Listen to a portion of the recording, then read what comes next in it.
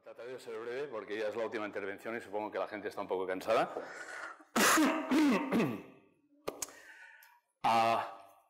Una de las...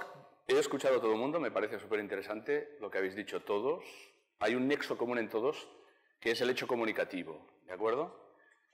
Mi ponencia, si es que se puede decir ponencia, mi charla, lo único que trata de expresar es cuán de importante es la complejidad dentro de nuestro sistema social, ¿de acuerdo?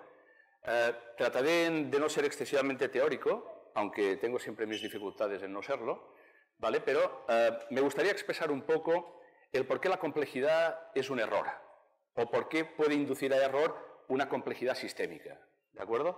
Desde el punto de vista comunicativo. De hecho, decir desde el punto de vista comunicativo es decir desde cualquier punto de vista, porque, como todos sabéis, de hecho todo es comunicación. El universo existe en tanto que existe comunicación. Si no existiera comunicación, no existiría universo. Incluso todas las teorías sobre información y todo lo que se está haciendo sobre la entropía informática, etcétera, etcétera, en física teórica, está relacionado básicamente para darle un impulso extraordinario al hecho comunicativo en sí. Nosotros desde el CETEC lo que hacemos es tratar de buscar una base matemática para explicar el hecho comunicativo, ¿no? Y comunicación es lo que existe entre sistemas comunicativos. Nosotros somos sistemas comunicativos, una silla es un sistema comunicativo, cualquier cosa es un sistema comunicativo.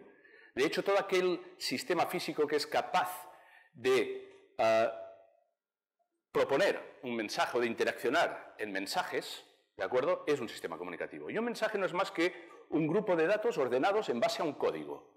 Pueden ser códigos musicales, notas musicales, que ordenadas de determinada manera dentro de una armonía, pues hacen una sinfonía, por ejemplo, o lo que estoy haciendo yo, que no es más que usar fonemas que, combinados de determinada manera, acaban haciendo pues, una expresión, en ese caso, usando el código del castellano. ¿De acuerdo? Con lo cual, el hecho comunicativo es vital y permanente. Todo sistema físico, casi todo sistema físico es prácticamente comunicativo, si tenemos en cuenta incluso que la gravedad o los fotones de campo son elementos que forman parte de la comunicación. Lo más importante, que es lo que hoy os quería comentar un poco, es cómo el ser humano como sistema comunicativo puede participar de la complejidad de su propio mundo, ¿de acuerdo? Si nos retrotraemos un poco a la época del Neandertal Cro-Magnon, aunque ahora se dice Sapiens, ¿de acuerdo? Vemos que del tronco de lo que son el ser humano antiguo, el antecesor, salen básicamente un tronco que le llamamos Neanderthalensis, del cual luego se derivará los sapiens o cromañones, y eso se hace porque hay una disfunción por parte de un grupo de homínidos que derivan a una saturación de lo que es la estructura neuronal, lo que llamamos redes neuronales, llegan a saturarse y por lo tanto tienden a desaparecer. Eso pasó hace unos entre 25 y 50.000 años. Y en cambio otra parte del ramal homínido fue evolucionando hasta lo que somos hoy, sapiens sapiens, ¿de acuerdo?, con un nivel de codificación elevadísimo. La codificación no es más que la capacidad que tiene un sistema comunicativo de interpretar los mensajes, entenderlos, es decir, memorizarlos, interpretarlos y ejecutarlos. Eso es básico.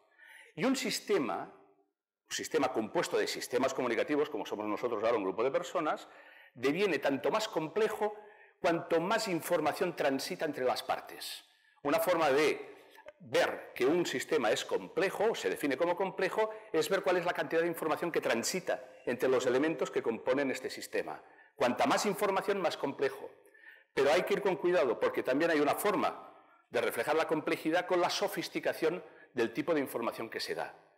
En resumen, significa que, por una parte, podemos hacer complejo un sistema haciendo mucha información entre elementos simples o haciendo poca información entre elementos complejos. ¿Qué es lo que ha hecho el hombre? El ser humano, dentro de su evolución, y estoy hablando también ya desde el antecesor, se da cuenta de que necesita pasar de la recolección manual de lo que son los vegetales, las frutas, etcétera, etcétera, y tiene que entrar a tomar metabolismos, tiene que metabolizar carne porque necesita energía. De hecho, aquí hay una reclama por parte de la red neuronal que le empieza a reclamar energía. Ya sabéis que el cerebro demanda muchísima energía. Por lo tanto, tiene que adaptar su metabolismo y tiene que ir a buscar algo más fuerte que los vegetales, por decirlo de una manera, ¿vale? Una fuente de energía superior. Y entonces necesita empezar procesos que se llaman de externalización. El ser humano se convierte en un elemento de externalizador. Para coger animales ya no puede hacerlo como hacía recolectando verduras o frutas, sino que tiene que coger carne. Para coger carne necesita elementos que él no puede hacerlo con el cuerpo y, por lo tanto, recurre ¿a qué? Recurre a un palo, recurre a una lanza, recurre a un arco, sucesivamente va complicando esta externalización. Por contra, su musculatura baja, su necesidad muscular se hace más pequeña, su disposición fisiológica se hace mejor, su desarrollo cerebral es mucho mejor, el frontal se desarrolla, se reestructura la superficie del cerebro, etcétera, etcétera, etcétera. La evolución no es más que un proceso de feedback permanente entre lo que es el elemento evolutivo, los elementos que generan en la evolución, que vuelven a darle opción a ser más evolutivo, y así va creando el ser humano esa complejidad que se mide, o nosotros lo medimos, en un factor que se llama nivel de codificación, es decir, cada vez es capaz de mejorar su comunicación. ¿De acuerdo? Con esto, lo que es importante darse cuenta es que el ser humano, a partir de esta externalización, sigue luego con la externalización, por ejemplo, de la memoria, creando la escritura, creando la simbología gráfica, etcétera, etcétera, y hasta ahora ha habido todos unos procesos de externalización fantásticos, y estudiar la evolución del hombre desde los procesos de externalización es súper interesante. ¿Hasta dónde llegan estos procesos de externalización? Porque claro, estos procesos de externalización al hombre le obligan a hacer una cosa, y es trabajar en sociedad. Cuando uno externaliza funciones, alguien tiene que ir repartiendo estas funciones, y eso forma parte de la parte evolutiva del propio ser humano. Pero antes de eso me gustaría hacer una reflexión sobre lo que es la evolución interna del propio ser. Nosotros, dentro de que somos sistemas comunicativos, lo que hacemos es interaccionar permanentemente con nuestro medio. Nuestro medio nos informa permanentemente y nosotros informamos al medio. Vosotros sois mi medio, todo es mi entorno. Y eso me construye a mí como persona. Y por lo tanto yo tengo una percepción, porque tengo una capacidad perceptiva de lo que es mi entorno. La percepción de la realidad, que es una realidad real, que es la externa, la que es externa a mí, a la cual yo participo, porque yo soy un elemento que también modifico esa realidad. Y luego la realidad interna, que es la que tengo dentro de mi yo. Esa realidad interna, además, se puede descomponer en tres partes, que son fundamentales. Una es la realidad percibida o observada. Es el acúmulo de información que yo recibo del exterior y como una máquina voy memorizando, voy colocando en mis estanterías. No hago ningún acto de racionalidad aquí, solo pongo. Por ejemplo, el mar es azul. Queda en la estantería tal, pam, pam. 2. Realidad deducida o realidad teórica. Es la que yo deduzco a partir de toda la información que tengo y de los recursos que me da mi red neuronal. Por ejemplo, el mar no es azul. El mar es transparente, pero al reflejar el cielo resulta que es azul, con lo cual deduzco una realidad a partir de mis observaciones, por eso soy un ser inteligente. Y 3, la más importante, sobre todo para el ser humano, es la realidad deseada. No es muy académico el término, pero bueno, para entendernos ya nos va bien. La realidad deseada o requerida es aquella realidad que nos gustaría que fuera para que nosotros como sujetos pudiéramos armonizar y llegar a esa fase de buen rollete con nuestro entorno. Es lo que nosotros llamamos es un equilibrio termodinámico, es física pura. Lo que hacemos es buscar un equilibrio térmico con nuestro entorno. Evidentemente adornado con el comportamiento, etcétera, etcétera, etcétera, la complejidad que tiene el ser humano a la hora de mover esta información. Esas tres realidades, dentro de nuestra estructura neuronal, está computada a una velocidad increíble. De hecho, no tenemos mucha conciencia aún de cuál es la velocidad de computación de toda la información que recibimos. Lo que sí es verdad es que existen fricciones entre estas tres percepciones. Y esas percepciones generan disfunciones, y esas disfunciones generan el catálogo de enfermedades mentales que todos conocemos y algunas biológicas que se deriven de la disfunción de la percepción. Eso es muy interesante verlo así. ¿Por qué? Porque cuanto más complejo es el sistema en el que vive el ser humano, más disfunciones generan estas realidades internas y por lo tanto más difícil se hace vivir. Uso un poco los términos así para que nos entendamos. Imaginaros, entonces, si todo eso a nivel personal es importante, ¿qué no será la brutal fricción que hay cuando tenemos que tener observaciones grupales? Es decir, lo que es el bien común. El bien común, la perceptibilidad del bien común, es lo mismo que os he dicho desde el punto de vista individual, pero buscando equilibrios sociales.